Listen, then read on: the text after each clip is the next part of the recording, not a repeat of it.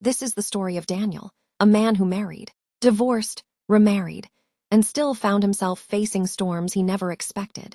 A story of mistakes, lessons, healing, and the truth about relationships. Daniel had always believed that love was simple. Not easy, just simple.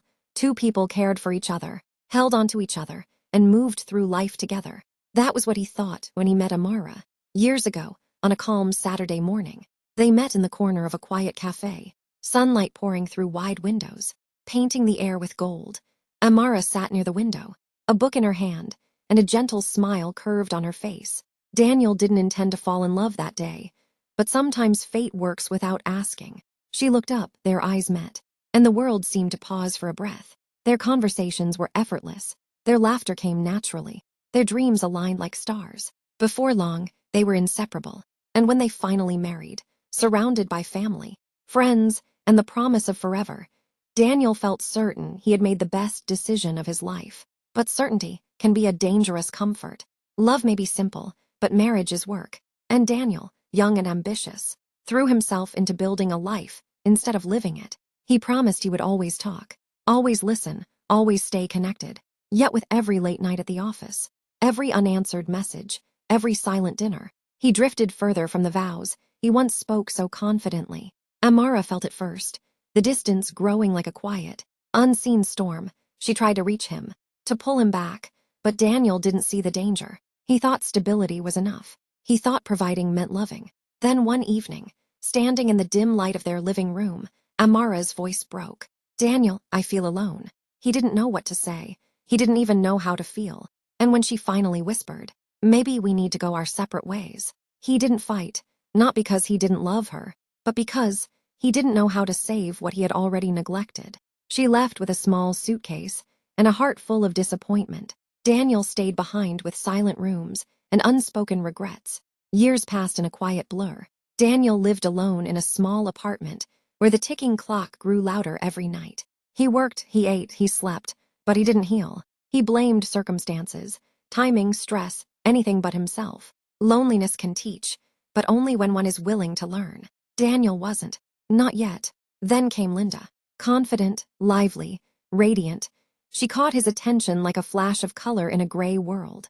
Unlike Amara's gentle calm, Linda was fire. She spoke boldly, laughed loudly, lived fully. She pulled Daniel into the light, into a life that felt exciting again. For a while, everything sparkled. They traveled, cooked together, shared jokes, shared dreams. And when they married, Daniel believed life had handed him a second chance. But second chances require second efforts. Old habits don't vanish simply because the setting changes. The same patterns Daniel carried into his first marriage quietly slipped into the second. He still avoided difficult conversations. He still shut down when emotions rose. He still feared conflict more than the cracks it created. Linda noticed. Linda cared. Linda fought for their connection. But Daniel retreated. The arguments began small, forgotten chores, mismatched expectations, emotional misunderstandings. But small sparks can ignite wildfires when left unattended. Soon, their home felt filled with tension too heavy to ignore. One night, after a particularly painful argument, Linda's voice softened in a way Daniel had never heard before. "I love you," she said, eyes tired but sincere. "But I can't fix problems you refuse to face." The words hit him harder than any raised voice. Daniel sat alone in the living room, the shadows long and silent.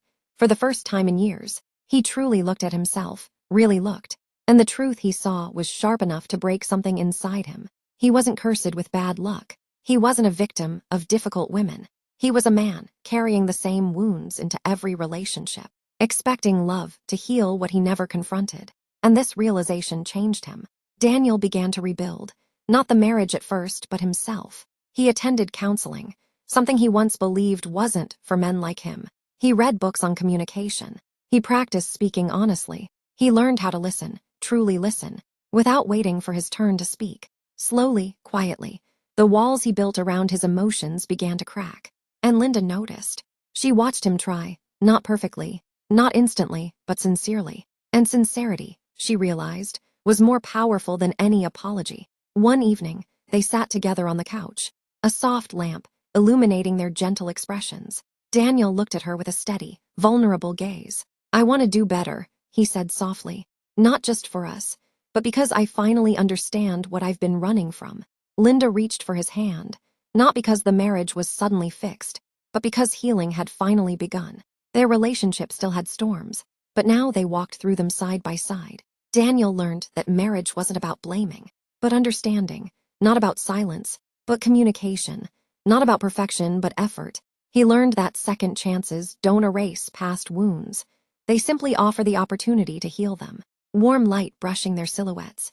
Daniel finally understood the lesson life had been trying to teach him. This was Daniel's story, but it could be anyone's. Marriage is not just about finding the right person. It's about becoming the right person. If you enjoyed this story, remember to like, comment, and subscribe for more life-changing lessons.